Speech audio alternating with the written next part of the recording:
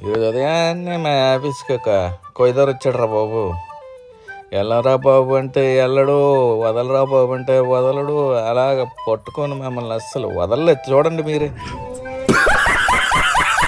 చెప్పక మా వెంకటేశ్వరికి చెప్పుడు వాళ్ళు డబ్బులు ఇచ్చారు సార్ అని అంటే, ఆ డబ్బులు అయితే నావే డబ్బులు వాళ్ళు ఇచ్చారు అంటున్నాడు.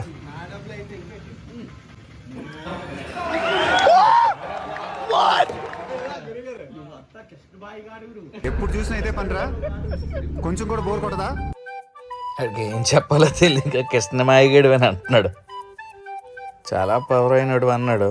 మనోడే ఫస్ట్ నుంచి పవర్ వస్తుంది అంటున్నాడు.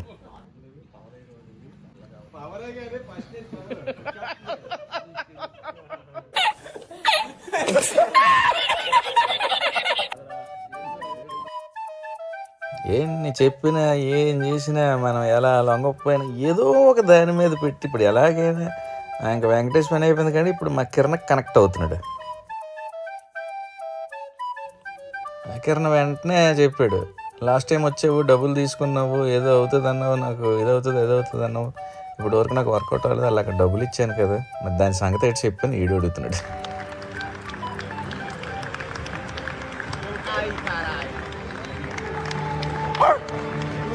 ఇప్పుడు ఆయన నీకు జాతకం చెప్పారు, చెప్పిన అయిపోద్ది.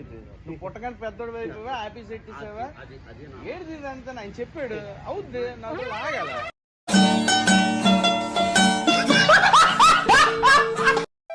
లాభం లేదని మళ్ళీ దొరగారు చూడండి, కోయి దొరగారు మళ్ళీ రూట్ మార్చారు కిరణ్తో.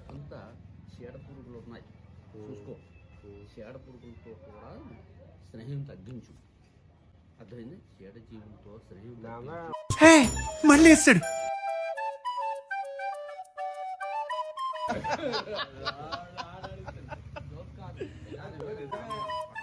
గుర్తుపెట్టుకో,